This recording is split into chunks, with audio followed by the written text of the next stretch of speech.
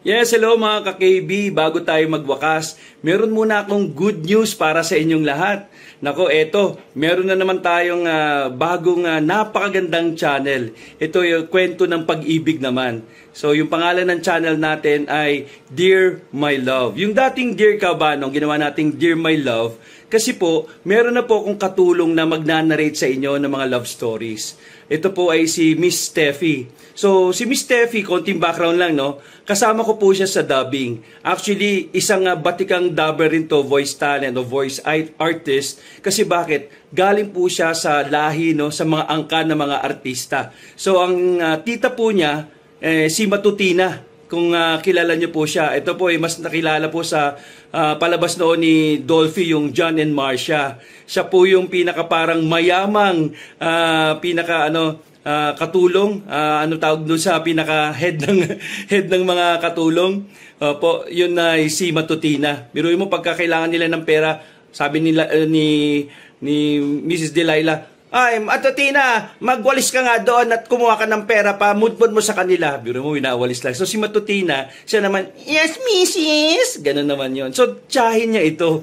Opo. At si Miss Steffi naman, siya ay isang magaling po na direktor. Siya po ay direktor ko po sa mga telenovela, yung mga Mexican novela na mga series. So, Korean novela, siya po ay nagde-direct. At siya rin po ay nagsusulat, writer rin po siya. At siya rin po ay, siyempre, voice artist. Lumalabas po siya. In fact, kasama ko rin po siya sa Sana Lord, sa Channel 5, yung pinaka parang radio drama nila doon. So, kami po ay nagkakasama rin doon.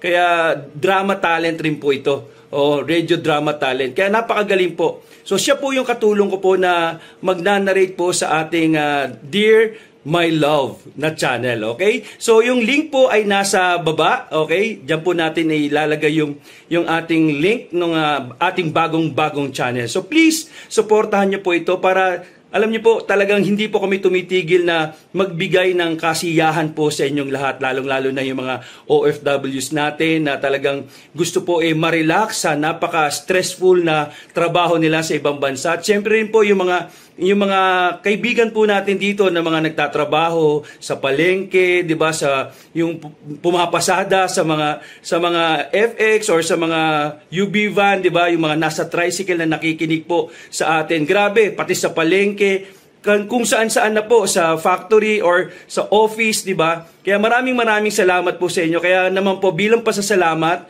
ito po may dagdag po kami na magpapasaya sa inyo na bagong channel, ang Dear My Love. So, sana po ay asahan po namin kayo. Panoorin niyo po itong bagong channel natin. Nagbabantay ng kanilang tahimik na barangay si Mang Jose. Sobrang tahimik dito at di mo akalain na madaming aswang ang gumagala dito. Lalo na pag bilog ng buwan. Isang gabi, habang rumoronda si Mang Jose, ay may napansin siyang kakaiba sa dulo ng kalye. Nung usisain niya ito, ay bigla na lang may lumitaw na nilalang mula sa dilim. Pulang-pula ang mga mata, tapos sobrang talim na mga ngipin at naglalaway pa ito. Bago pa man makalapit ang aswang, inilabas na ni Mang Jose ang itak niyang bagong hasa gamit ang espesyal na anting-anting. Makikitang handang-handa na siya sa pakikipaglaban sa aswang nang biglang, "Pare, mukhang maligalig ang gabi ah. Kailangan mo ba ng backup?" Biglang sabi ng isang lalaki mula sa likod niya. Paglingon niya, nakita niya ang isang matangkad at medyo may edad na lalaking nakangiting bumati sa kanya. Hindi niya ito kilala, pero parang pamilyar ang mukha nito. "Oo nga eh. Gabi-gabi ng ganito dito. Daming mga ligaw na aswang. Medyo nasasanay na nga ako eh. Okay lang ba kung samahan kita makipaglaban? Walang pilitan ha. Siyempre, meron ka pa ding freedom of choice." "Gusto ko lang makijoin kasi mukhang magiging masaya yung laban mo eh." Okay lang naman. Pero anong gagamitin mong sandata? Hindi ko naisip yun ah. O sige, next time na nga lang ako. Alam ko na. Kuhain mo tong kwintas na bawang. Kailangan nating isuto sa kanya para mas madali siyang mamatay. O sige, Ay, gusto din akong kasama ha. Ay, ako nga pala si Kanor. Mang Kanor ang tawag nila sa akin dito. Bagong lipat lang ako dito eh. Jose, at Mang Jose naman ang tawag nila sa akin dito. Ano, ready ka na ba sa aksyon? Born ready pare. Nung lumapit na yung aswang, biglang tumakbo si Mang Kanor papalapit doon na parang walang takot. Hoy, ikaw! Umalis ka dito! Kung ayaw mong matikman to! Boy, bawang ka talaga dito, tingnan mo! Agad na sinuot ni Mang Kanor yung kwintas na bawang dahilan para magpumiglas ito at kalaunay naging abo.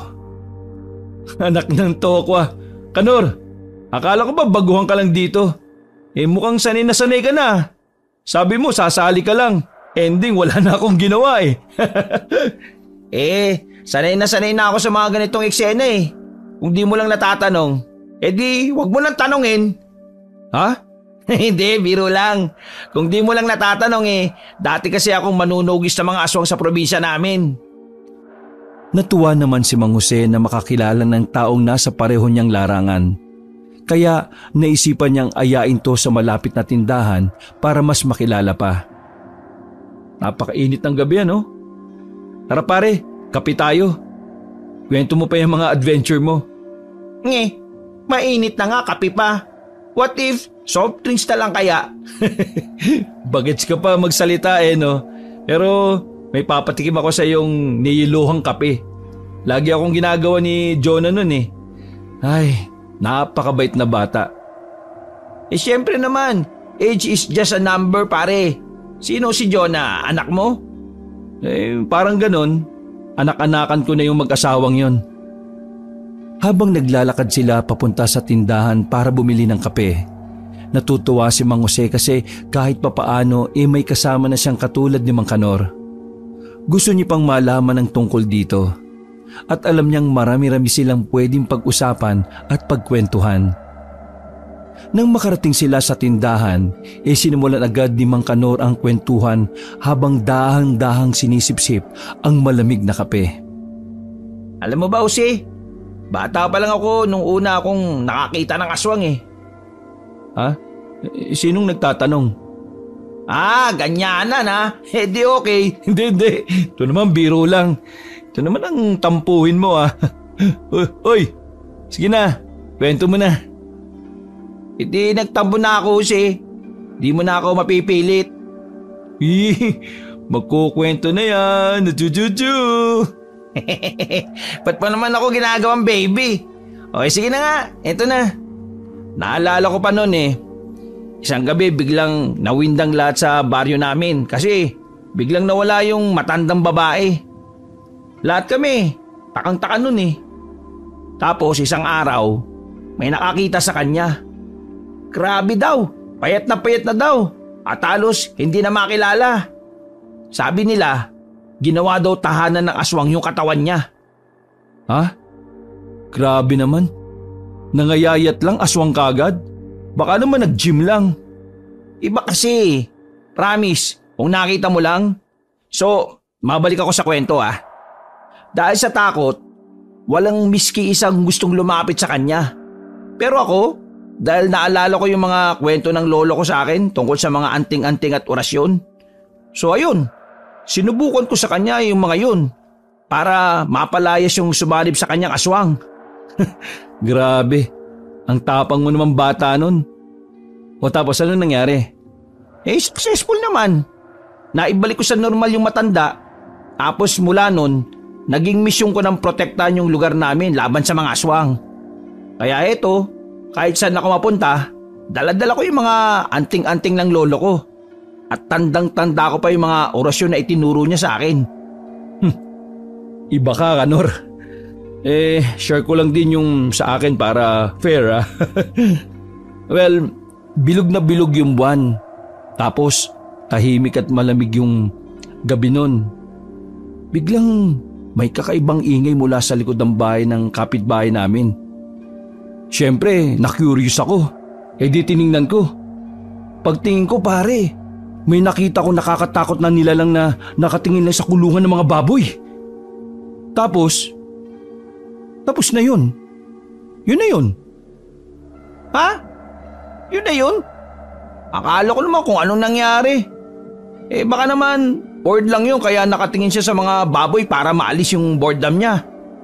Hindi, biro lang. Ito talaga. So, ayun na nga. Kinuha ko kung anong pinakamalapit na pwede kong makuha. Nakakita ko ng 2x2. So, kinuha ko yun tapos dahan-dahan kong nilapitan yung aswang. At bago pa man siya makapag-react, sinugod ko na kaagad siya. Grabe, ang gulat nung aswang nun eh. Siguro hindi niya inaasahan na may lalaban sa kanya. O tapos, paano mo siya napigilan? Di pinukpok ko siya ng pinukpok hanggang sa tumakas siya palayo. Hindi ko siya napatay nun. Pero napatunayan ko sa sarili ko na kaya ko pala. Kaya ko palang protektahan ng mga tao sa amin laban sa mga aswang. Pareho pala tayong dumaan sa mga pagsubok na nagturo sa atin, no? Kung paano maging matatag at matapang. Oo, at mukhang marami pa tayong pagdaraanan. Pero ngayon, mas magaan na sa pakiramdam na alam kong may kasama akong katulad mo, Kanor. Salamat sa pagtulong mo nga pala sa akin kanina. Ha? Iba din kasi pag alam mong may kasama ka eh. Wala yun. Nilibre mo naman ako ng kape. Tas tinuruan mo pa ako nitong niyelohang kape. So, quits na tayo.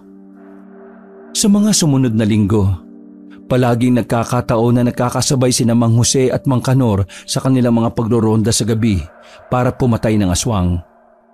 Parang may hindi nakikitang puwersa na palaging nagdadala sa kanila sa iisang lugar sa oras na may aswang na nagpapakita. Isang makulimlim na gabi, habang nag-iikot-ikot si Mang Kanor sa may kabilang dulo ng barangay nila, may napansin siyang kakaibang kilos sa mga dahon ng mga puno na nandun. Biglang-bigla, may lumabas na aswang mula sa kadiliman. Makikita mong gutom na gutom ito. Aba, kuto ah. Akala mo makakalusot ka ha? Hinugot ni Mang Kanor yung bolo niyang lagi niyang suot sa tagiliran niya. Lalapit na sana siya sa aswang pero biglang may naghagis ng bato sa aswang. Napalingon ng aswang para makita kung sino yung nambato sa kanya. At mula nga sa likod ng puno, biglang lumitaw si Mang Jose. May dala ring bolo. Mukhang timing na timing naman yung dating ko, Kanor ha. Kung laging ganito, nako, walang aswang ang makakaligtas sa atin. Kaya nga eh. Salamat Jose ha. Akala ko solo flight na naman ako ngayon eh.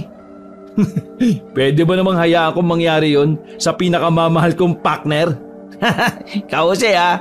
Baka naman ganyan-ganyan ka lang eh. Pero may crush ka pala sa akin ha. Nakakadiri ka. Kaya nga. Tara na nga. Patayin na lang natin tong aswang na to. Nagsimula silang lumapit sa aswang na ngayon ay nag-aalangan na sa gagawin niya. Sabay silang umatake ng walang pag-atubili. Natakot ang aswang dahil alam niyang intensyon ng dalawang patayin siya kaya lumipad na ito para tumakas. Ha? O kaya yun? Ba't kaya tumakas? Hoy, aswang! Duwag ka pala eh! Pagkatapos magsisigaw ni Mang Kanor, ikinausap niya si Mang Jose na ngayon ay nagpapagpag ng damit. Jose, parang lakas ng radar mo sa mga to, no? Lagi na lang timing na may aswang pag nadating ka. Baka naman ikaw mismong nagtatawag sa mga aswang na yan, ha? Uy, hindi no. Swerte lang siguro. O baka naman may telepathy tayo, Kanor. Nax, may telepathy ka na ngayon, ha? Ibang level ka na, Jose, ha? Siyempre naman, no. Yung mga natututunan ko sa iyo, eh. Alam mo, kailangan talaga natin laging mag-backupan dito. Grabe, palakas na ng palakas yung mga aswang na napapadpad dito, eh. Oo, tama ka. Uy, walang iwanan ha. Pakis nga ako pre. Basta, walang hawakan ng espada. Uy, nakakadiri naman to. Sinimulan mo ako eh. Isang gabi na naman, habang si Mang Jose ay nakaupo sa isang bangko malapit sa plaza, may narinig siyang kaluskos sa likod ng isang malaking tumpok na mga basura. Hindi pa man din niya nalilingon, bigla na lang tong lumundag. Nagulat siya nang makita ang isang maliit pero maligalig na aswang na handa ng kumain. Ah, gusto mo makatikim ha? Eto na lang tikman mo. Mabilis na binunot ni Mang Jose yung bolo niya. Pero sa hindi inaasahang pagkakataon, inatake siya ng gout niya. Naisip niya na dahil ito sa mani na nakain niya kanina at nilantakan pa niya ng todo. Ay, jahe naman tong gout na to. Oh. Ang hirap lumakad. Sa gitna ng kanyang paghihirap niya sa paglalakad, may isang malakas na sigaw ang narinig niya dahilan para mapangiti ito. Jose! Tabi! Ako na dyan! Sige. Ay, naku. Teka, Rico. Sige na, tatabi na ako. Putik, ang sakit talaga oh. Hinampas ni Mang Kanor ng anting-anting sa ulo yung maligalig na aswang dahilan para mamatay ito. Wow, pare. Para kang anghel na bumaba sa langit. Grabe yung timing mo. Perfect na perfect. Ano ba kasi nangyari? Bakit iika-ika ka? Di ka naman inaano ng aswang. Kanor, buti na lang talaga at lagi ka nang dyan. Bisit kasi manina yan eh oh. Pinatake tuloy ako ng gout ko eh. Inalalayan ni Mang Kanor si Mang Jose hanggang sa makaupo ito sa bangko na inuupuan niya kanina. Diyan naman kasi tong gout na to eh oh. Buti na lang talaga dumating ka. Siyempre pare, sabi ko naman sa'yo di ba? Walang iwanan. Dahil dyan, hatid mo ako pa uwi ah. Ano ba yan? Nakakawala naman kasi ng angas yung sakit mo eh. Nagtawanan sila at napagpasya nila na ihatid si Mang Kanor ni Mang Jose dahil hindi nito kayang lumakad ng di inaalalayan. Matapos ng araw na yon ay naging ritual na ng dalawa ang magkasamang magpatrolya gabi-gabi. Isang tambalang hindi mo inaasahan na naging sandigan na ng kanilang buong barangay laban sa mga aswang. Para silang Batman at si Robin. Alam mo Kanor?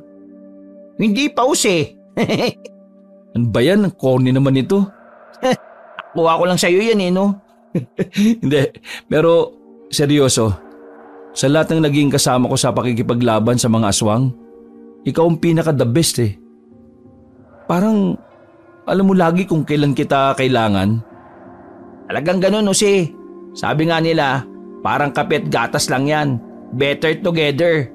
At saka, sa totoo lang ha, mas masaya naman talaga lahat ng bagay kapag may kasama eh.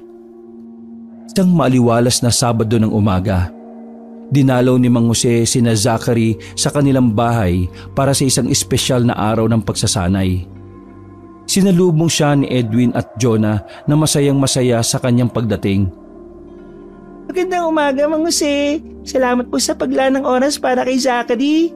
Sobrang na-appreciate po namin na tinuturuan niyo siya ng pamamaraan ng pakikipaglaban sa aswang. Magandang umaga din. Ano ka ba? Wala to no? Una, alam naman natin na si Zachary ang tatapos sa lahi ng mga aswang. Pangalawa, excited na ako kasi makikita ko kung gaano nakahusay si Zachary.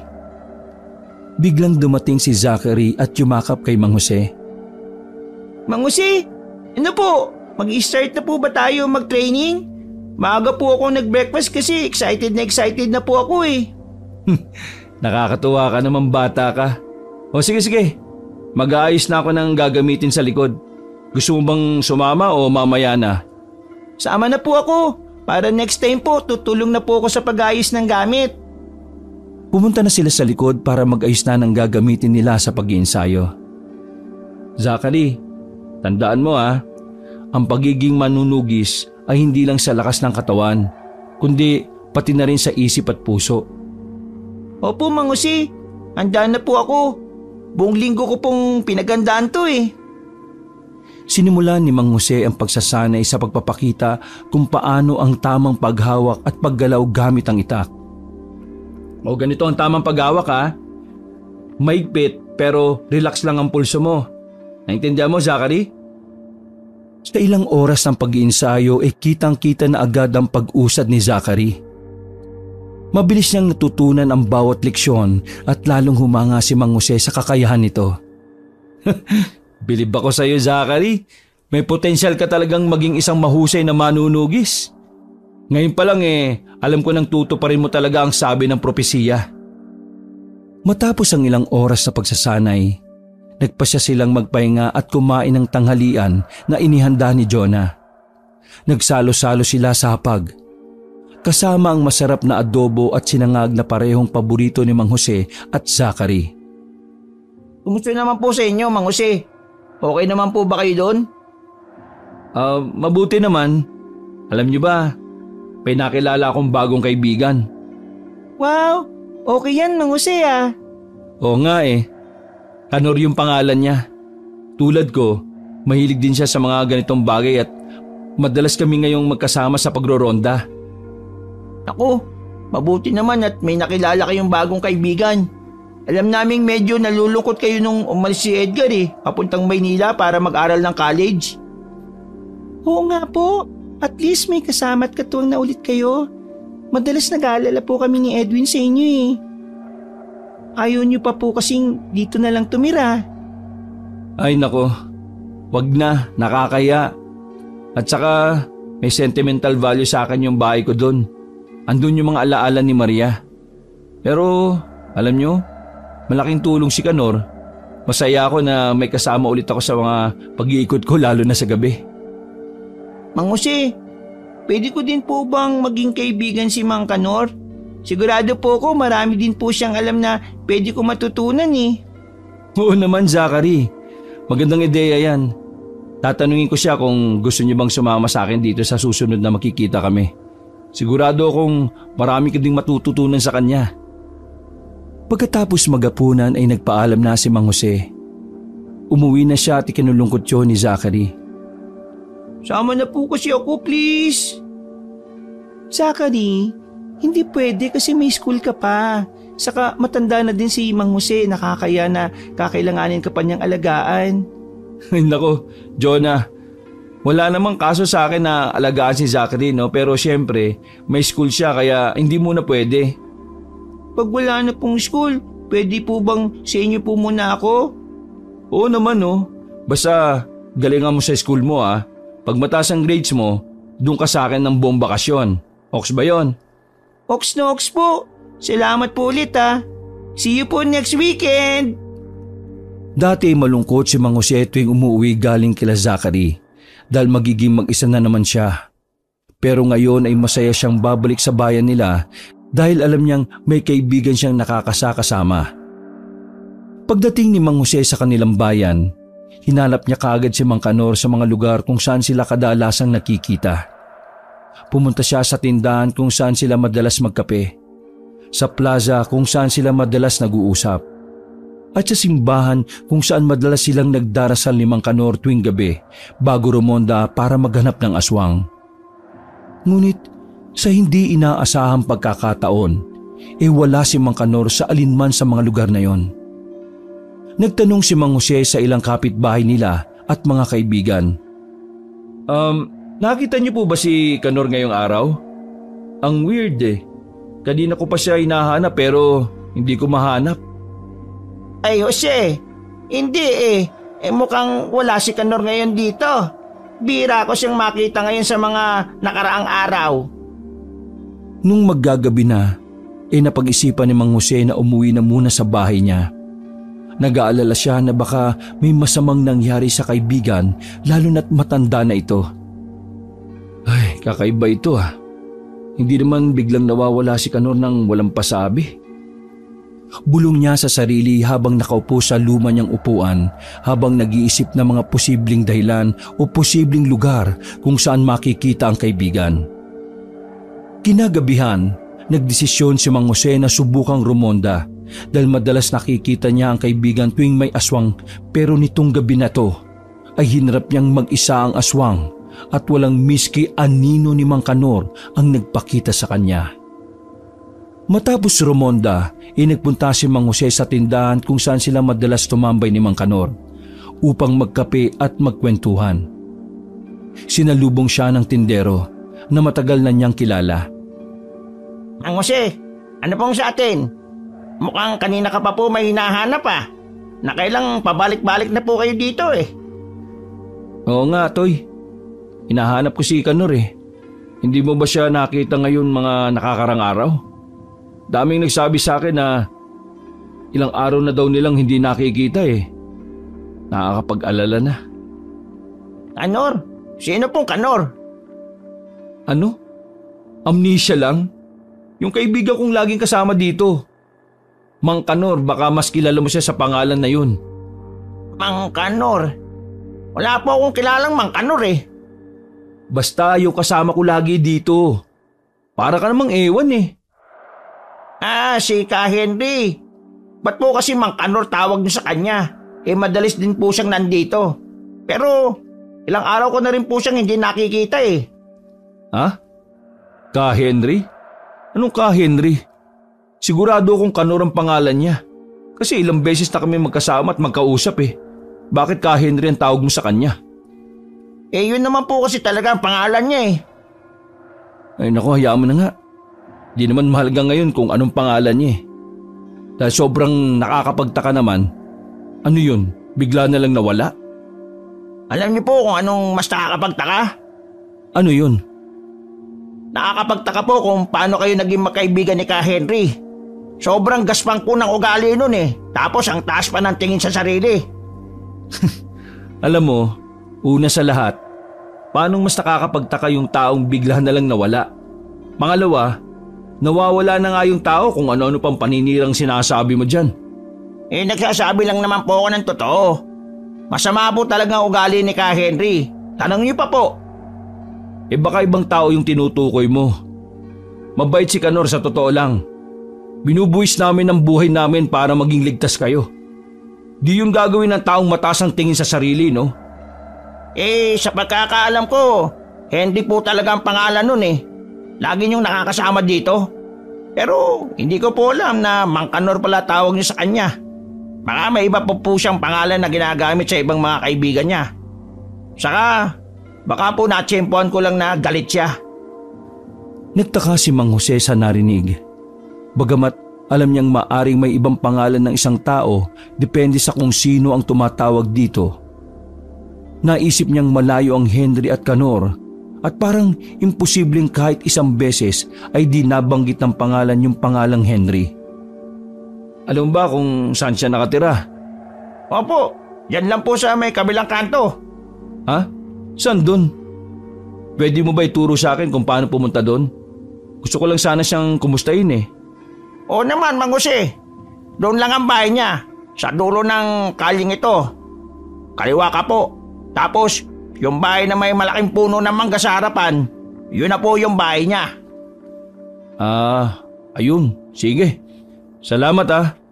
Kung sakaling makita mo siya, pakisabihan na lang din na hinahanap ko siya ha. Habang naglalakad, hindi maalis sa isip ni Mang Jose ang pagtataka. Bakit kaya Ka Henry ang tawag sa kanya dito? Ano kayang hindi ko alam tungkol sa kanya? Pagdating ni Mang Jose sa bahay na may malaking puno ng mangga sa harapan, agad itong kumatok. Pero nag-aalangan siya kasi baka ibang tao ang tinutukoy ng tindero kanina. Matapos ang ilang sandali bumukas na yung pinto at lumabas ang isang lalaking may itsura kumpara sa nakasanayan niyang itsura ng kaibigan niyang si Mang Kanor. Ang lalaking ito na tinatawag na Ka Henry ng tindero ay nakasuot ng magarang damit at makikita mo sa kanyang may kayabangan siya sa kilos pa lamang. Sino ka? Anong kailangan mo? Nagtataka si Mang Jose dahil kung tingnan at kausapin siya ng kaibigan, parang di siya kilala nito. Uy Kanor, ako to si Jose. Hindi mo ba ako natatandaan? Saka, ba't ganyan ka magsalita? Saka manamit. Ano nangyari sa'yo? Ano bang pinagsasabi mo ha? Hindi kita kilala. Saka Henry ang pangalan ko. Kung ano-anong tinatawag mo sa akin eh. Kung wala kang importanteng sadya, umalis ka na lang dito. Wala akong oras mga katulad mo. Gets ko na. It's a prank to, no? Galing mo ah. Muntik na ako maniwala sa'yo ah. Eto, isang araw lang akong nawala, galit na galit ka naman kaagad. Ganyan ka ba makamis? Wala ka bang utak o talagang di ka lang makaintindi? Hindi kita kilala kaya pwede ba umalis ka na lang? Nagulat si Mang Jose at napaisip. Pero magkasama tayo nung nakaraan lang ah. Anong nangyari sa'yo, Kanor o Henry? Bahala ka sa buhay mo. Kung ayaw mong umalis, edi mamatay ka sa kakapilit dyan sa sinasabi mo. Sayang ka na sa oras ko. Padabog na sinara ni Mang Kanor ang pinto pagkapasok niya. Walang nagawa si Mang Jose kundi umalis na lang. Gulong-gulo siya sa nangyayari. Hindi niya maintindihan kung bakit naging ganun yung kaibigan niya sa kanya. Habang naglalakad pa uwi, hindi niya matanggal sa isip niya yung kakaibang pag-uugali at pananamit ng kaibigan niya. Ano kaya nangyari doon? Bakit bigla na lang siyang nagbago? Saka, ba't hindi niya ako nakilala? Pagdating niya sa bahay, kaagad niyang napansin na may kakaiba. Naramdaman niyang may nag-aabang na panganib. Hindi pa siya tuluyang nakakapasok sa pinto nang biglang may lumitaw na aswang mula sa dilim, handang umatake. Walang panahon si Mang Jose para magtaka o malito sa mga nangyayari. Kailangan niyang kumilos. Mabilis niyang kinuha ang itak na laging nakasabit sa tabi ng pinto at hinarap ang umaataking aswang. Naging mabilis ang pagtakas ng aswang nang maisip niyang di papayag si Mang Jose na hindi siya mapapatay. Hingal at pawisan, napaupo si Mang Jose sa sala niya. Iniisip niya pa din yung mga nangyari ngayong araw. Ilang araw na ang lumipas at patuloy pa din ang panggugulo ng bagong aswang sa bayan ni Mang Jose. Mabilis ito, mailap at laging nakakatakas kahit anong higpit ang pagbabantay ni Mang Jose. Sa bawat gabing nakakalusot ang aswang kay Mang Jose, mas lalo lang naiisip ni Mang Jose kung gaano sana kalaki ang may tutulong kung kasama niya yung kaibigan niyang si Mang Kanor. Isang gabi, natanggap ni Mang Jose ang balitang may aswang na namataan malapit sa bahay ni na Zachary. Walang pag-aalinlangang nagpunta si Mang Jose doon. Alam niyang kailangan niya itong harapin bago pa may masamang mangyari. Pagdating niya sa bahay ni na Edwin at Jonah, sinalubong siya ni Edwin na may bakas ng pag-aalala sa muka. Mang Jose, salamat dumating ka kaagad. May kakaibang ingay kaming narinig mula sa likod ng bahay namin kanina pa. Huwag ka maglala, Edwin. Titingnan ko kung ano yon at kung aswang yon. Papakitaan ko yun para malaman niyang wala siyang ubra sa bahay na ito. Pasensya na po kayo sa abala, Mang Jose ha. Natatakot lang po kami lalo na para kay Zachary. Normal lang na mag-alala, Jonah. Pero nandito na ako at gagawin natin ang lahat para masiguro ang kaligtasan ng lahat. Saka isa pa, alam kong kaya din naman ni Zachary yung mga aswang na yan eh. Tugon ni Mang Jose. Mang Jose, sa tingin mo po ba malakas yung aswang na yun? Feeling ko naman po kaya ko na yun eh. Pero ayaw pa po nila mama na hayaan ako eh. Malakas man siya, Zachary. Mas malakas-lakas tayo. Lalo na meron tayong mga orasyon at anting-anting na panlaban sa mga aswang. Huwag kang mag-alala. Nandito tayo para protektahan sila mama mo. Nagtipon silang lahat sa likod bahay. Dala ang mga sulo at itak. Maingat na minamatyaga ni Mang Jose ang bawat sulok ng bakuran. Kayong lalayo sa akin ha. Kadalasan pinupunteriyan ng aswang yung mga nakahiwalay sa grupo. Opo, di po kami lalayo. Matapos ang ilang minutong katahimikan, bigla na lang may umugong na malakas mula sa madilim na sulok ng hardin. Mabilis na umikot si Mang Jose. Hawak-hawak yung itak niya at anting-anting. Mang Jose, mag-ingat po kayo! Sa hindi inaasahang pagkakataon, sumugod ang aswang sa direksyon ni Zachary. Nakasalukuyang nakatayo sa tabi ni Mang Jose. Hinawakan kaagad ni Mang Jose ang braso ni Zachary para sana itago ito sa likod niya. Pero nagulat siya nang kunin ni Zachary yung itak niya at matapang na umamba sa aswang. Akala mo ba natatakot ako sa iyo? Hindi porkit maliit na bata ako, ako agad ang pupuntiryahin mo. Zachary, gamitin mo yung itinuro ko sa iyo. Zachary, bumalik ka dito! Isa! Hayaan mo na siya, Jonah. Paano niya may sasakutuparan yung propesiya kung di siya makakaranas ng pakikipaglaban sa aswang? Napayakap na lang si Jonah kay Edwin dahil alam niyang may punto si Mang Jose. Walang bakas ng kahit na anumang takot itinaas ni Zachary yung hawak niyang itak at hinarap ang aswang. Sa isang mabilis na galaw, Pinutol niya ang kamay ng aswang na pasugod sa kanya. Tumili ito sa sakit at pagkabigla. At sa unang pagkakataon, nakita ni Mang Jose ang takot sa mga mata ng aswang. Akala mo ba madali lang ako? Hindi ako basta-bastang bata, no? Lubos na nagulat ang aswang. Hindi lamang sa lakas ni Zachary kundi sa kakayahang lumaban na parang hindi na siya bata. Sa kabila ng pagkasugat, mabilis na tumakas ang aswang. Iika-ika itong tumakbo palayo. Umaasang makakaligtas sa hindi inaasahang lakas ng bata. Habang nakatingin sa papalayong aswang, huminga ng malalim si Mang Jose at nilapitan si Zachary. Napakagaling at napakataba mong bata, Zachary. Hindi ko inaasahan na magagamit mo kagad yung mga natutunan mo sa pag-iinsayo natin. Pero Mang Jose, hindi ko po siya napatay eh. Nakatakas pa rin po siya. Tandaan mo, Zachary, ang mahalaga ay pinakita mo ang tapang mo at hindi ka nagpaapi. Hindi palaging kailangan tapusin ang laban sa isang sagupaan. Minsan, importante lang na mapakita natin na hindi tayo basta-basta sumusuko. Nakatayo silang lahat sa hardin. Pinoproseso ang pangyayari. Niyakap ni Jonah ang kanyang anak. Puno ng pasasalamat na ligtas siya at pinasalamatan si Mang Jose sa kanyang walang sawang pagtuturo at proteksyon sa kanilang buong pamilya. Thank you, Mang Jose, ah. Kung hindi po na-train ng mabuti si Zachary, baka napano na siya. Nakita mo po yun, Mama? Natakot po yung aswang sa akin eh. Ang galing ko po, no? Oo, anak. Pero sa susunod huwag kang magpapadalos-dalos ng ganon. Lalo na may matatanda namang kayang promotekta sa iyo. Minsan, kailangan mo ding mag-ingat. Opo, saka mas gagalingan ko pa po para di na po kayo matakot na di ko po kaya yung aswang at baka mapaano po ako. Natapos ang gabing yon hindi lamang sa isang hindi inaasahang pangyayari, kundi sa isang bagong simula para kay Zachary. Na ngayon ay kilala na hindi lang bilang bata kundi bilang isang batang manunugis na may puso at tapang na humarap sa mga aswang. Pagkatapos ng matinding sagupaan sa bahay ni Zachary, umuwi si Mang Jose na may bigat sa puso. Habang naglalakad siya pauwi, lutang pa din ang isipan niya. Iniisip niya pa din kung paano siya itinaboy ng kaibigan niya.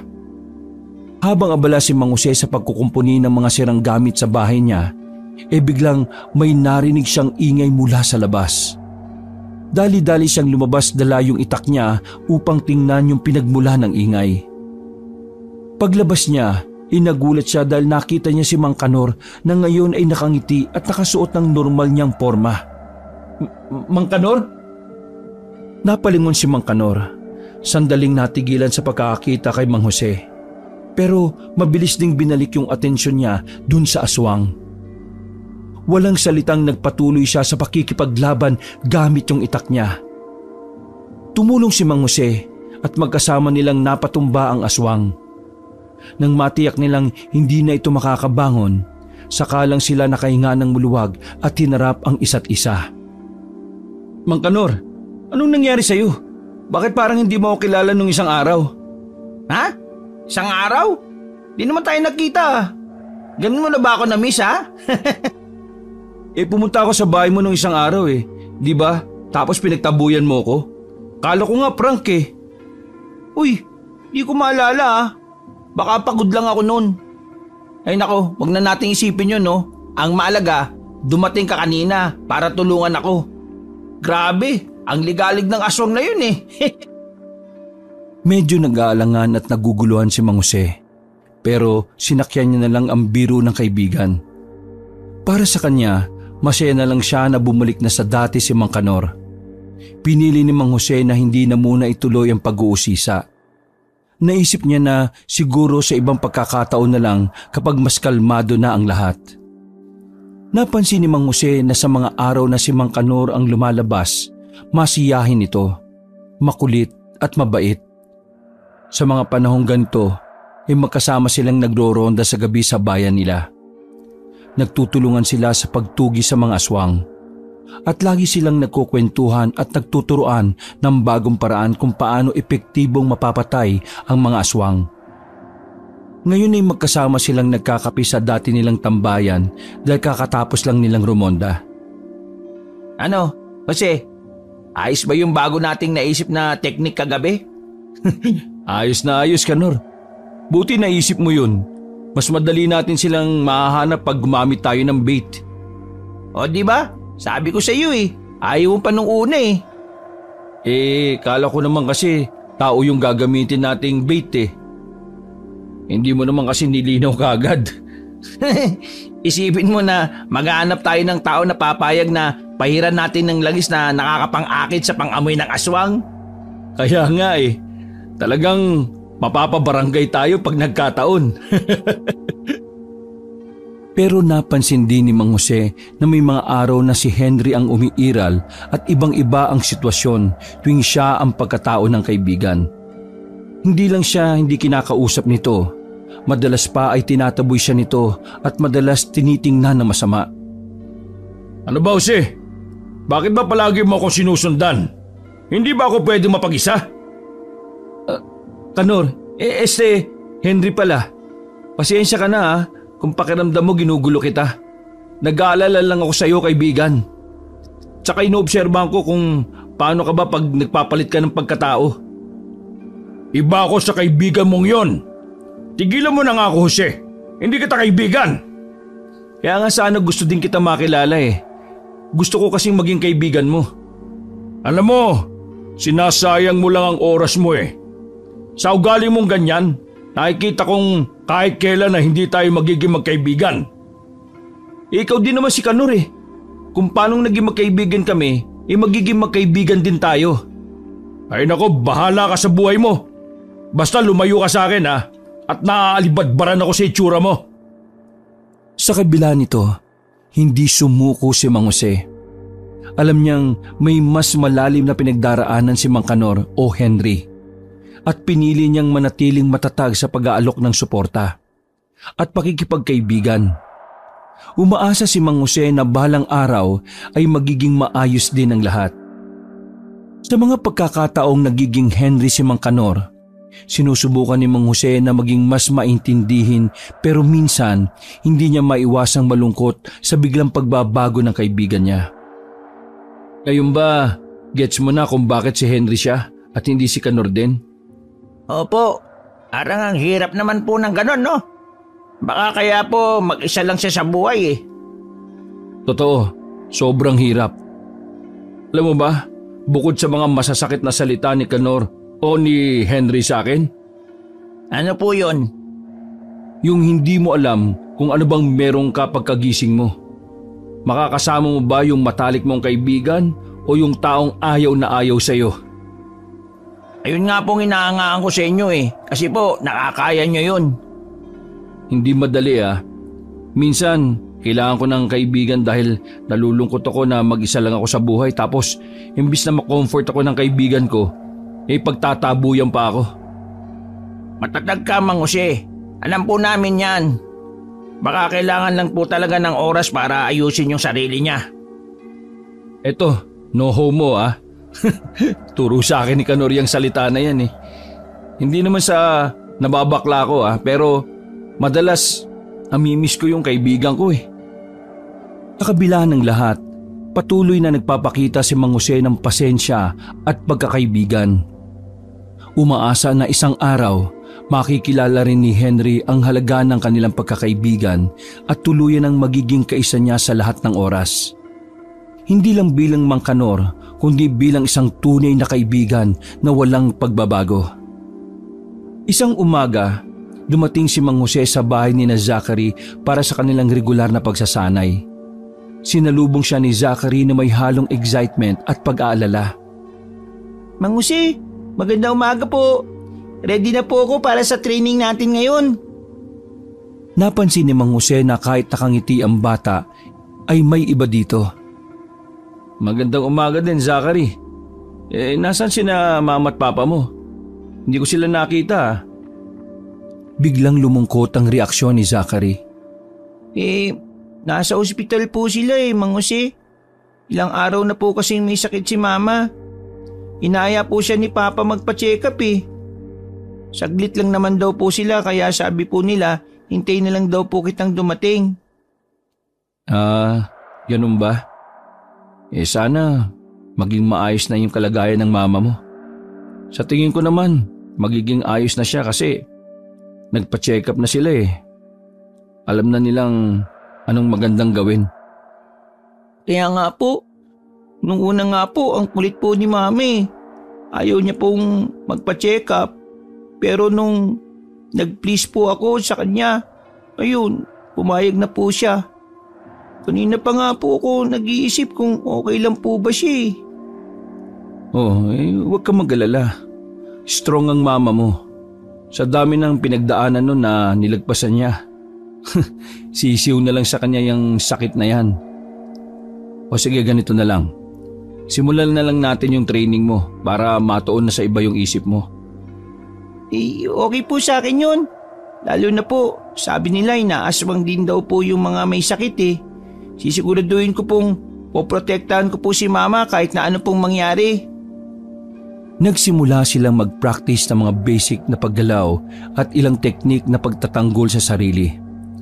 Itinuro ni Mang Jose ang tamang paghawak at paggamit ng itak sa iba't ibang sitwasyon. Mabilis na natuto si Zachary at kitang-kita yung dedikasyon at pagsisikap ng bata. Pagkatapos ng ilang oras na masigasig na pagsasanay, nagpasya silang magpahinga. Umupo sila sa ilalim ng puno habang umiinom ng malamig na tubig. Zachary, mahusay ka na ngayon ha? Bilib ako sa iyo. Pagpatuloy mo lang tong pag-aaral at pagsasanay mo. Nako, siguradong ikaw na ang pinakamagaling na manunugis na makikilala ng lahat. Nakakatuwa naman pong isipin yun. Salamat po Mang Jose ha.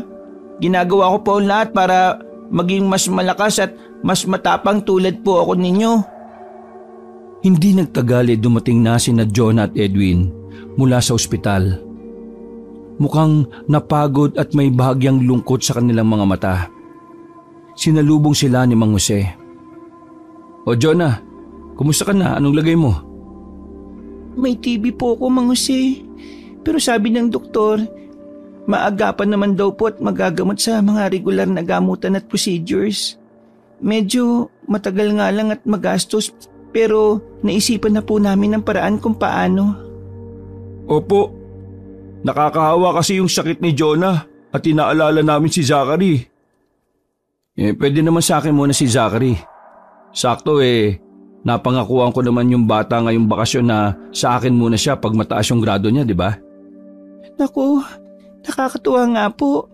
Alam niyo po ba, nagtapuan pa siya? Aba. Iba talaga pag may inspirasyon ka sa pag-aaral no? Kaya nga po Salamat po Mang Kanor. Naiyaman kami pero hindi din po kasi namin alam kung anong gagawin para maprotektahan si Zachary sa sakit Nako, wala yun Ang isipin nyo yung pagpapagaling mo at yung perang panggamot. Biglang lumungkot yung mag-asawa pagkabanggit ni Mang Jose noon. Ayun na nga po Dahil wala naman po kaming kamag-anak dito sa Siquijor at delikado din sa pakakasama ni Jonah na baka mahawa niya to magfa-facility na muna siya. Bakit kayo malulungkot? Di ba mainam nga yun? Siguradong mas matututukan si Jonah at mabilis na gagaling. Medyo may presyo lang po kaya nagdesisyon po ako na tanggapin yung trabaho inaalok sa akin ng tiyahin ko sa Japan Kailangan kasi para matustusan yung paggagamot at iba pang pangangailangan ni Jonah at ni Zachary. Magiging maayos din ang lahat. Payo ko mag-ipon ka para makauwi ka kagad at makapagnegosyo na lang dito. Ayun nga po sabi ko Mabilis lang naman yung 6 months. Hindi natin mamamalayan magkakasama na naman tayong lahat. Matapos noon sinabi na nila kay Zachary kung ano yung sitwasyon at kung ano muna ang mangyayari habang nagpapagaling si Jonah sa facility. Kahit bata pa si Zachary, ay makikita dito na nauunawaan niya ang sitwasyon kaya naging matatag siya. Alam niyang may problema lang sa hinaharap yung pamilya niya At sa ngayon ay positibo siyang magiging maayos din ang lahat. Masaya po ako, Mang Jose. Sobrang swerte po namin kasi meron po kaming tulad niyo po na handa pong tumulong sa amin kahit anong mangyari. Kaya masaya po ako dahil alam ko pong maganda po yung plano nila Mama at Papa eh. Mas mabilis pong gagaling si Mama sa ganitong paraan kaya okay lang po sa akin. Tama ka, Zachary. Malakas at matalino kang bata. Mahalaga rin na lagi kang may komunikasyon sa Mama at Papa mo ha. Hindi madali sa kanilang malayo sa iyo. Opo, lagi ko po silang tatawagan at kukumustahin. Sakto po, nagpadala daw po ng pera yung lola ko eh. Para po makabili ako ng cellphone para daw po makapag-video call po ako sa kanila. Ayun, mainam yun. Ikaw ang pagkukunan ng lakas ng Mama at Papa mo. Kaya importante yun. Nagpaalam na ang tatlo sa isa't isa. Si Jonah ay pumasok na sa facility para sa mas tutok na pag-aalaga sa kanya ng mga nurse at doktor. Si Edwin ay saglit na maiiwan sa bahay nila para mag-asikaso ng requirements bago lumipad sa Japan at si Zachary naman ay sumama muna sa bahay nila Mang Jose. Araw-araw naglalaan si Zachary ng oras para makapag-video call sa kanyang mga magulang. Sa tulong ni Mang Jose na sinisiguro na maayos ang koneksyon sa internet. Nakakausap ni Zachary ang kanyang mama at papa. Kinukumusta niya ang kalagayan ng mama niya at nagpapakwento siya sa papa niya tungkol sa kung anong meron sa ibang bansa. Ay Mama! Hello Papa! Hello anak! I miss you both! Ako din, miss ko na kayo. Mama, kumusta na po? Pakiramdam niyo po ngayon? Okay naman ako anak. Unti-unti na akong gumagaling dahil sa mga gamot. Huwag ka mag-alala ha. Naku, buti naman po. Magpagaling po kayo ha. Ikaw po Papa, kumusta po ang trabaho niyo dyan? Maganda po ba dyan? Maayos naman anak. Medyo pagod lang. Pero kailangan para to sa ating lahat. Saka maganda dito. Sobrang lamig nga lang. Sana all po. Dito po sobrang init eh. Sana all ka pa dyan na. Basta anak, ingatan mo palagi sarili mo dyan. At makinig ka kay Mang Jose. Huwag ka magpapasaway dyan ha. Opo Papa. Ingat din po kayo ni Mama. Mahal na mahal ko po kayo. Sa mga gabi, bago matulog, madalas magkwento si Mang Jose kay Zachary ng iba't ibang aral at mga kwento ng kabayanihan at katapangan. Mga aral na nagbibigay sa kanya ng inspirasyon at lakas ng loob. Sa bawat araw ng kanilang pagsasama, hindi lamang ang teknikal na kaalaman sa pagtatanggol sa sarili ang natututunan ni Zachary, kundi pati na rin ang kahalagahan ng pagtitiis, pang-unawa at malasakit sa kapwa. Mga aral na nagiging gabay niya habang lumalaki siya sa mundong puno ng hamon at pagbabago. Isang hapon, habang nagpapahinga sina Mang Jose at Zachary, matapos ang kanilang pagsasanay, nagpasya si Mang Jose na ipakilala si Zachary kay Mang Kanor. Alam niyang magiging mahalagang bahagi si Mang Kanor ng kanilang maliit na komunidad. Lalo na't may mga araw na siya ay nagiging mabuting kaibigan at kasama sa pakikipaglaban sa mga aswang. Kanor, gusto ko ipakilala sa iyo si Zachary. Ang bata na kasama ko ngayon sa training. Siya yung anak ni na Edwin at Jonah na parang mga anak ko na. So, parang apo ko na itong batang ito. Oh, magandang hapon Jose. Ikaw pala si Zachary ha. Palagi kang nababanggit ni Lolo si mo sa akin eh. Matalino at matapang ka nga daw na bata. Magandang hapon po Mang Kanor. Opo, ako po yun. Excited nga po ako matuto pa ng marami sa inyo eh. Gusto ko pong maging kasing galing nyo po. Nako, sa tingin ko baka mas maging magaling ka pa sa amin eh. Sa mga sumunod na araw, naging madalas ang pagdalaw nila Mang Kanor.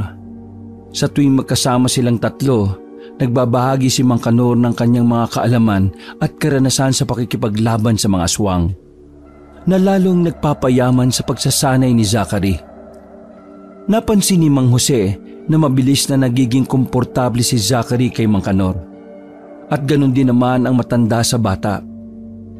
Isang gabi, habang nagro-ronda si Mang Jose at Zachary at si Mang Kanor, may natanggap silang balita mula sa mga kapitbahay na may aswang na namang malapit sa kanilang lugar. Walang pag-atubiling nagtulungan ng tatlo para harapin ang aswang. Zachary, diyan ka lang sa likod namin ha. Obserbahan mo muna yung gagawin namin ni Mang Kanor mo. Pero sa gitna ng pag-uusap nila, biglang sumugod ang aswang at si Zachary ang unang sinugod nito. Gamit ni Zachary yung mga natutunan niya, nagawa niyang iwasan ang atake at gumante. Nagulat ang aswang sa bilis at lakas ng bata. Agad namang tumulong si Mang Jose at Mang Kanor. Magkakasama nilang nilabanan yung aswang at dahil sa pagtutulungan nila, napatay nila ang aswang. Aba, hindi ko inaasahan yun, Zachary ah. Ang tapang mo nga talaga. At kahit bigla yung pag-atake, nakapag-isip ka kagad ng tama. Oo nga, nakaka-proud ka Zachary. Grabe, ang tapang mo kanina. Talagang pinakita mo kanina lahat ng natutunan mo sa mga pag-iensayo natin ha. Salamat po. Hindi naman po ako natatakot eh. Alam ko po kayang-kaya ko yung aswang, lalo na po nandyan po kayong dalawa para tulungan ako. Mula noon, lalo pang tumibay ang pagkakaibigan at pagtitiwala nilang tatlo sa isa't isa. Naging mas malapit sila hindi lamang bilang mga kasama sa laban, kundi bilang isang pamilya na nagtutulungan at nag-aalaga sa isa't isa. Sa paglipas ng mga araw, hindi may kakaila ang pagiging malapit ni Mang Kanor kay Zachary. Tuwing magkakasama sila, tila ba lalong lumalalim yung samahan nila. Madalas silang nagkukwentuhan at nagtatawanan. Isang hapon, habang nakaupo silang tatlo sa ilalim ng malaking puno sa likod ng bahay ni Mang Jose. Jose, hindi ko maipaliwanag pero parang may kakaibang koneksyon ako kay Zachary. Ang lapit ng loob ko sa batang to eh. Napansin ko nga eh. Nakakatuwa nga eh. Mabuti naman at nagkakasundo kayo ng husto. Siguro kasi namimiss ko na yung anak at apo ko. Matagal ko na silang hindi nakikita eh. Dahil kay Zachary, feeling ko eh parang bumabalik yung pakiramdam ng may kasama akong bata sa bahay. Alam mo Kanor, mabuti na rin yan. At least habang kasama mo si Zachary, meron sa iyong nakakapagbigay ng saya. At sigurado ako, marami ka matuturo sa kanya na magagamit niya sa buhay. Tama ka, Jose. At masaya ako na meron akong kaibigang katulad mo ha. At may bago akong nakikilala na katulad ni Zachary. Parang pamilya na rin ang turing ko sa inyo eh. Nagulat si Mang Jose na may anak at apo na pala si Mang Kanor. At napaisip siya na gumawa ng magandang bagay para sa kaibigan. Isang hapon, habang nakaupo si Mang Jose at Zachary sa ilalim ng lilim ng puno sa likuran ng bahay ni Mang Jose, ay nabanggit ni Mang Jose ang kanyang plano kay Zachary. Zachary, malapit na ang birthday ni Mang Kanor at may naisip akong paraan para pasahin natin siya. Wow! Surprise! Masaya po yun. Ano pong gagawin natin, Mang Jose? Alam mo, matagal na niyang hindi nakikita yung anak niya at saka yung apo niya. Kaya naisip ko, baka pwede natin silang hanapin sa Facebook ba yun? Gusto ko sana siyang sorpresahin sa birthday niya eh. Magandang ideya po yan. Tsak na matutuwa si Mang Kanor. Tutulungan ko po kayo, Mang Jose. Kaso, imposibleng makita natin siya dun sa sinasabi niyong Facebook. Kasi wala naman pong Facebook eh. Baka po, Facebook. Ah, yun ba yun? O basta yun. At saka, kung ganun eh, maraming salamat Zachary ah. Alam ko bata ka pa pero mahusay ka na sa mga ganitong bagay. Siguro sa tulong mo ay mahahanap natin sila. Kinagabihan ay sinubukan na nilang hanapin yung anak ni Mang Kanor sa Facebook. Ang unang ginawa ni Zachary ay tiningnan kung may Facebook si Mang Kanor pero wala siyang nakita. Mang Jose, alam niyo po ba kung ano pong pangalan ng anak ni Mang Kanor? Ha? Ang naalala ko, Juan daw yung pangalan niya eh. Subukan natin yan. Matapos ang ilang oras ng paghahanap, sa wakas nakakita sila ng profile na maaring sa anak ni Mang Kanor. Mang Jose, tingnan niyo po ito, baka ito na yun. Medyo hawig kay Mang Kanor eh. Tiningnan ni Mang Jose ang profile at magkasama nilang pinagpasyahan na mag-message doon. Umasa sila na ito na nga ang magiging susi para muling magkita-kita ang pamilya ni Mang Kanor sa kanyang kaarawan. Biglang tumawag ito at nagulat sila na halos kaedad na ni Mang Jose itong anak ni Mang Kanor. Dito na lang po tayo mag-usap, medyo mahirap sa chat eh. Ay, sige po, ito po si Mang Jose. Siya po yung sinasabi ko pong nakaisip na i-surprise namin si Mang Kanor. Hello. Juan, sana mapagbigyan nyo kami. Opo, matagal ko na nga din pong di napapasyalan si tatay eh. Natatakot kasi kami minsan sa kanya. Pero salamat kahit papano may nakakausap at nakakasama si tatay. At hindi siya nag-iisa. Nagtaka si Mang Jose sa sinabi ng anak ni Mang Kanor. Pero naisip niyang baka may kinalaman ito sa mga pagbabago-bago ng personalidad ni Mang Kanor. Wala yon, ano ka ba? Mahalaga sa amin ang tatay mo. Para na kaming BFF nun ika nga niya. Oo, ganyan nga si Papa. Cool pa din magsalita kahit may edad na. Nai-excite tuloy ako. O sige po, see you po Isang araw, abala si Mang Jose at Zachary sa pagpaplano ng sorpresang kaarawan para kay Mang Kanor. Masigasig silang nag-aayos sa mga dekorasyon at nag-iisip ng mga masasarap na pagkain na ihahanda. Zachary, dapat planchado na lahat Gusto natin maging espesyal tong araw na to para kay Mang Kanor mo. Opo, Mang Jose. Excited na po ako sa magiging reaksyon niya. Pumunta si Zachary sa tindahan para bumili ng mga kulang panggamit para sa sorpresa nila. Pagdating niya sa tindahan, nakita niya si Mang Kanor na nakatayo doon. Pero iba yung itsura nito at aura. Masayang lumapit si Zachary. Mang Kanor! Kumusta po kayo?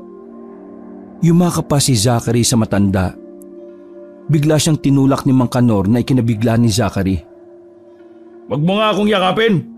Sino ka bang bata ka? Hindi ako si Mang Kanor. Henry ang pangalan ko. Nasaktan si Zachary sa naging tugon ng matanda. Pero, Mang Kanor, ako po si Zachary. Bakit po? Hindi nga ako si Mang Kanor. Umalis ka nga sa harap ko. Dahil medyo natagalan sa pagbalik si Zachary, naisipan ni Mang Jose na sundan ito sa tindahan kaya nakita niyang sinisigawan ni Henry ang bata. Mabilis na lumapit si Mang Jose para kunin si Zachary. Zachary, tara na. Umalis na tayo rito. Habang naglalakad sila pauwi, hindi mapigilan ni Zachary ang umiyak. Mang Jose, bakit po ganon? Bakit galit po sa akin si Mang Kanor? May masama po akong nagawa? Umiling si Mang Jose at nagpaliwanag sa bata. Kasi Zachary, hindi yung si Mang Kanor na kilala natin. Minsan, nagbabago ang pagkatao niya at tinatawag niya ang sarili niyang si Henry. Si Henry, medyo masungit at mayabang. Hindi katulad ni Mang Kanor na mabait at matulungin. Po, pwede po ba yun? Saka, bakit po siya nagiging ganon, Mang Jose? Ay, may mga bagay Zachary na mahirap ipaliwanag Pero tandaan mo, kapag si Mang Kanor ang kasama natin, mabuti siyang tao. Kung si Henry naman, ibang ugali niya at hindi niya kontrolado yun. Mahalaga, alam natin kung paano siya pakikitunguhan sa mga panahong yon. Sige po, Mang Jose. Sana po bumalik na po kagad yung Mang Kanor na pagkatao niya. Oo, sana nga. Palagi ko ding inihiling yan tuwing magiging si Henry siya. Pero ano man ang mangyari, nandito ako para sa'yo at gagawin natin ang lahat para tulungan si Mang Kanor. Isang gabi, habang nagpapatrolya si Mang Jose at Zachary sa kanilang lugar, muling nagpakita ang aswang na ilang beses na nilang nakakalaban, ngunit palaging nakakatakas. Sa pagkakataong ito, handa na silang dalawa at agad na sumugod para harapin yung aswang. Zachary, mag-ingat ka. Gawin mo lang yung mga itinuro ko sa iyo, ha? Opo, Mang Jose. Handaan na po ako. Nagsimula na ang laban at sa kabila ng kanilang pagiging maingat at pagiging matapang, muling nakahanap ng paraan ng aswang na makatakas matapos ang ilang minutong bakbakan. Habang hinihingal at pinagmamasdan ng palayong likod ng aswang, hindi maiwasan ni Mang Jose na mag-isip. Zachary, napansin mo ba? Tuwing si Mang Kanor ang kasama natin, hindi nagpapakita tong aswang na ito eh. Pero kapag wala siya, bigla na lang siyang sumusulpot. Kaya nga po eh. Hindi po kaya si Henry po yung aswang? Parang aswang po kasi yung ugali nun eh. Hindi eh. Imposible naman yun kasi iisa pa din si Kanor at Henry. So kung aswang si Henry at Kanor, bakit pumapatay ng aswang si Kanor? Baka nagkakataon lang talaga. Siguro nga po. Kung andito lang po si Mang Kanor, baka matagal na po nating napatay yung makulit na aswang na yun eh. Kaya nga Zachary, alam mo ang kailangan nating gawin ngayon? Mas pagandaan pa yung aswang na yan. Hindi natin alam kung kailan ulit lalabas yan eh. At kailangan mapatay na natin siya sa susunod na makita natin siya. Kaya nga po, promise po, next time papatayin ko na po talaga yung aswang na yun. Isang hapon, habang nagpapahinga si Mang Jose at Zachary, dumating ang anak ni Mang Kanor na galit na galit. Oh, mabutit napadalaw ka. Ano nga atin? Akala po namin okay na si tatay eh. Ano po nangyari? Oh, bakit? May nangyari ba?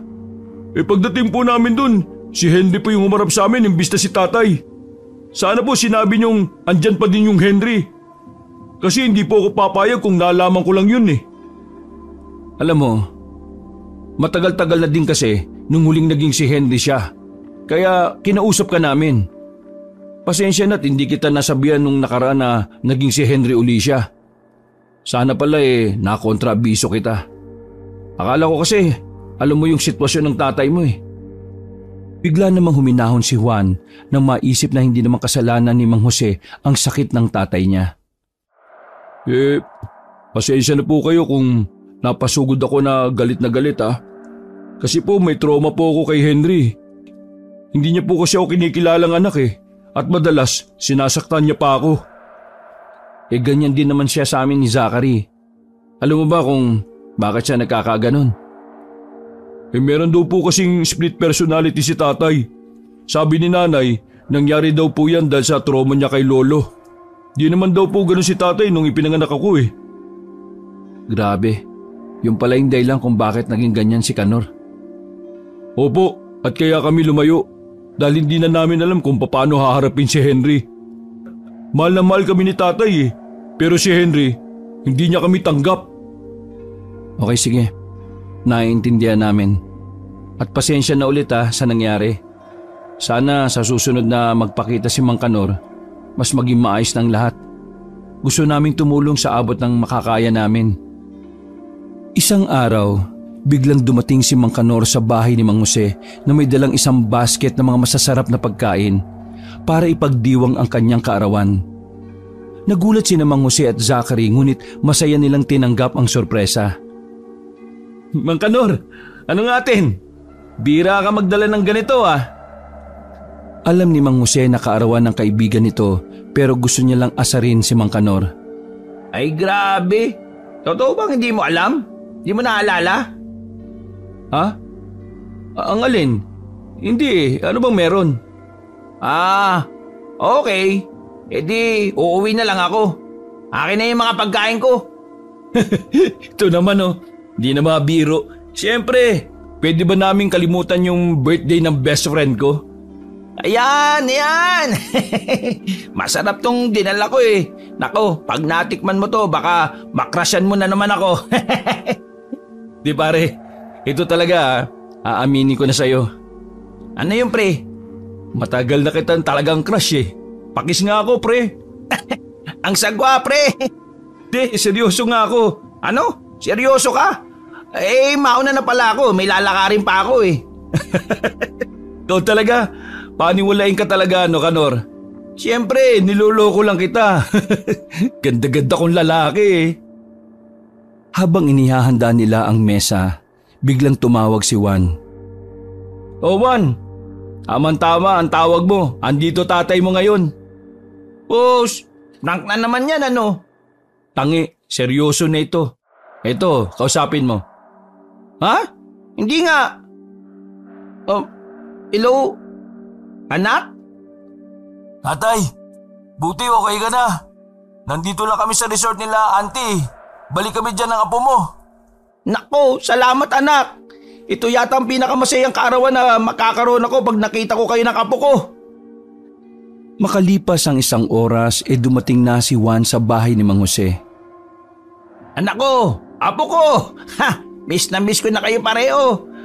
Ba't ba din nyo ako dalawin madalas ha? Tay, alam niyo naman po yung dahilan, di ba? Nangyari na naman po kahapon eh. Ang alin? Si Henry po. Biglang hinila ni Mang Kanor si Juan sa sulok at pabulong na kinausap. Ano ka ba naman Juan? Baka matakot ng mga kaibigan ko pag nalaman nila. Tay, alam po nila. Nakakausap po nila si Henry at sinasamahan din po sila ng ugali nito. Ha? May usapan kami ni Henry na iiwasan na lang sila ha. Anong ginawa sa kanila? Narinig naman ni Mang Jose ang usapan at di na niya napigilan yung sarili niyang makisali dito. Di ba ikaw din si Henry? Paano nakakausap mo siya? Dahil alam ni Mang Kanor na alam naman na ng kaibigan ang sitwasyon, inaisipan na niyang ipaliwanag dito kung ano ang nangyayari. Ganito kasi yun pre. Medyo mahirap ipaliwanag eh. Pero ganito na lang. Isipin mo na lang na dalawang magkaibang espiritu si Henry at ako. Okay. So, sa loob ng katawan kong ito, dalawa kami. Nag-uusap kami kung sino muna ang gagamit ng katawan na to. Dapat di mo na hinahayaang gamitin ni Henry yung katawan mo. Ang gaspang ng ugali nun, pre. Wag mo muna siyang husgahan, pre. May mabuting puso naman yun. Di niya nga lang din kontrolado yung sarili niya dahil sa... Dahil sa ano? Wag muna natin pag-usapan yung pre.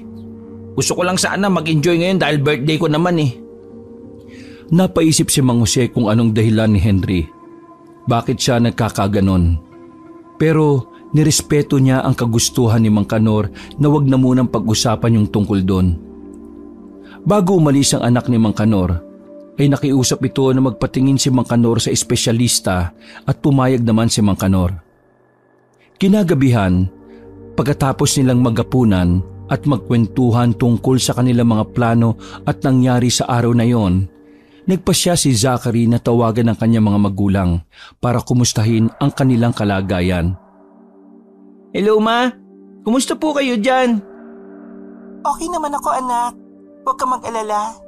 Alam mo ba, malapit nang umuwi ang papa mo. Po? Talaga po?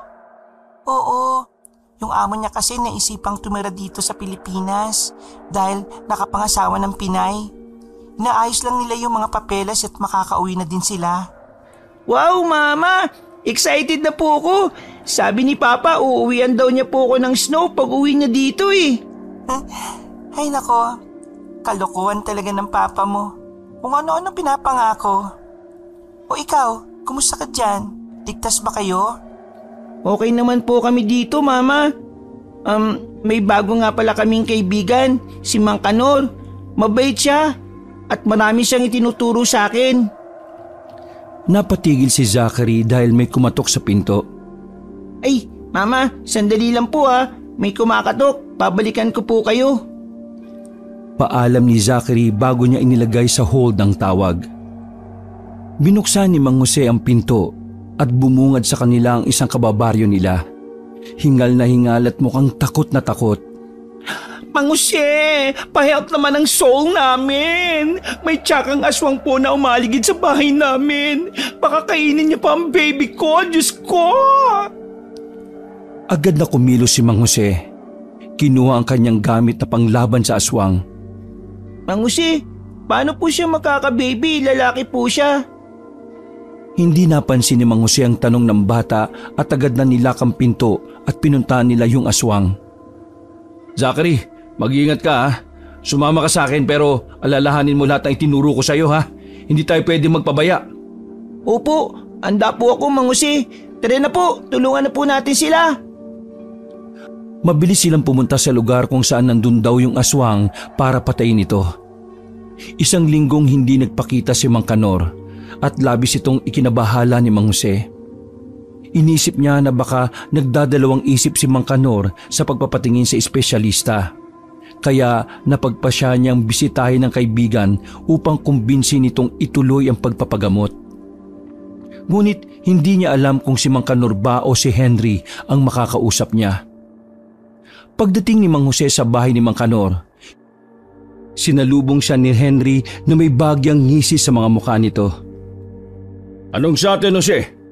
Nandito ka na naman. Bakit? May hinahanap ka ba? Kanor, Henry, pumayag na si Mang Kanor magpagamot. Kumbinsido siya na kailangan niya ito. Katawan niya to, kaya dapat siyang masunod. Magpapagamot? Ang galing mong magpatawa, Jose. Hindi sakit ang meron kay Mang Kanor. Sumpa ito, Jose. Sumpang hindi mo maiintindihan. Siyempre, kwento mo yan eh. Di yan talaga sasabihin mo para di magpagamot si Kanor. Saka, kahit na sumpa pa yan, may mga paraan para matulungan si Kanor. Di ko hayaang maipit siya sa kalagayang hindi niya gusto. Gusto mo ba talagang malaman ang totoo, Jose? Biglang nagpalit si Henry ng anyo. Siya nga yung aswang na laging nakakatakas sa kanila. Ito ang sumpa na binigay kay Kanor na ngayon ako ang nagdurusa. Aswang si Kanor? Biglang nagbago yung ekspresyon ng mukha ng aswang. Ingat ka din ano. Ako nga nagdurusa eh. Ako lang ang nagiging aswang. Tinanggihan niya ang ama niya nung gusto nitong ipasa sa kanya yung mutya ng pagkaswang. Kaya gumawa ng orasyon ang papa niya para gumawa ng isa pang pagkatao kay Kanor na ako ang magiging aswang. So, ikaw yung isang pagkatao na umako nun? Alam mo, nakakapikon ng pagpapaliwanag sa'yo eh. Napakabagal mong pumikap. Sakto, nagugutom na ako. Kaya kakainin na lang kita. Hindi handa si Mang Jose makipaglaban sa aswang, kaya nung sugurin siya ng aswang, agad siyang natumba. Akala ni Mang Jose katapusan na niya. Mabuti na lang ay dumating si Zachary, dala ang kanyang sariling mga armas at kaalaman na itinuro ni Mang Jose. Agad niyang tinulungan si Mang Jose at magkasama nilang nilabanan si Henry. Zachary, salamat at dumating ka. Siyempre naman po. Di ko po hayaang masaktan kayo ng aswang na to. Sobrang lakas ng aswang na ito ngayon dahil determinado itong patayin ng dalawa. Kaya hindi nanalo ang dalawa laban sa kanya. Akmang kakainin niya na sana si Zachary pero napansin nito ang kwintas na suot ng bata na may larawan nila ng mama niya. Biglang natigilan ng aswang at bumalik si Henry sa anyong tao. Sino tong nasa kwintas ng bata? Yan ang mama niya. Bakit? Kilala mo ba kung sino yan? Siya yung nasa propesiya. May pag-asa. May pag-asang matapos ang lahi ng mga aswang. Alam mo yung propesiya? Paano mo naman nalaman yon? Humarap si Henry kay Zachary. Anak! Agad namang naintindihan ni Mang Jose na ito ang gumahasa sa anak-anakan kaya walang atubiling sinapak niya ito. Hayop ka! Ang tanda-tanda mo na. Ilang taon pa lang si Jonah nun ah. Sinira mo yung buhay niya. Napakahayop mo! Pinagsasapak ni Mang Jose si Henry at hinayaan lang ni Henry yon dahil alam niya kung gaano kabigat yung nagawa niya. Natauhan lang si Mang Jose nang marinig si Zachary na umiiyak. Laban na po, Mang Jose. Natatakot na po ako. Di ko po maintindihan bakit niya po ako tinawag na anak eh. Di po ba si Papa Edwin ang papa ko? Kinailangan kong gawin yon dahil parte yon ng propesiya. Isang babae ang magpapaibig kay Kanor sa unang tingin at kailangan magkaanak sila. At ang anak na ito ang tatapos sa lahi ng mga aswang. Kasama na ang aswang na kumukontrol sa akin. Alam ba to ni Kanor? Walang alam si Kanor. Alam niya yung babaeng yun, yung tinutukoy sa propesiya. Pero ayaw niyang may gawin dahil nakita niyang bata pa ito. Kaya ako na lang ang gumawa para sa kabutihan ng lahat. Pinauwi ni Mang Jose si Zachary dahil alam niyang sensitibo ang pag-uusapan nila ni Henry. Nang makaalis na yung bata, sa kanya pinagpatuloy ang pag-uusisa. O sige, sabi lang naman nila, di ba, kailangan magkaanak. Bakit kailangan panggahasain? Sa tingin mo ba, papayag yung babaeng yun kung aalokin lang namin na magkaanak? Sa tingin mo ba, may pag-asang mahalin niya ang isang matandang tulad namin at papayag siyang magkaanak kami? E di sana sinabi mo na lang sa kanya yung propesiya. Di yung binaboy mo pa siya. At maniniwala ba siya nun? Napaisip si Mang Jose dahil tama ang katwiran ni Henry. Di lang niya matanggap na dapat mangyari ang dapat na mangyari. Para sa kanya ay napakasaklap na di naman ginusto ni Jonah ang mga nangyari. Pero para din naman ito sa kabutihan. Alam mo ba kung ano ang dapat sunod na mangyari? Ang alam lang namin ay siya ang tatapos sa lahi ng buong aswang. Pero di naman namin alam kung paano. Maaring mali kayo sa intindi sa propesiya. Ako na ang huling aswang at mawawala lang ang sumpa pag natanggap ako ng anak ko ng buong puso. Hindi niya kailangan patay ng lahat ng aswang. Ang kailangan lang niya ay putulin na ang sumpa sa akin. So ibig sabihin, hindi naman niya kailangan literal na ubusin lahat ng aswang. Tama ka. Lahat ng mga kasalukuyang aswang ay hindi na din magkakaroon ng kakayahang ipasa ito pag natupad ang propesiya at namatay ang hiyas na meron ako.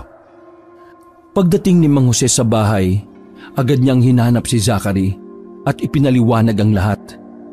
Naintindihan ng bata ang nangyari at ang dapat pang mangyari para matapos na ang lahi ng mga aswang. Naintindihan ko na po.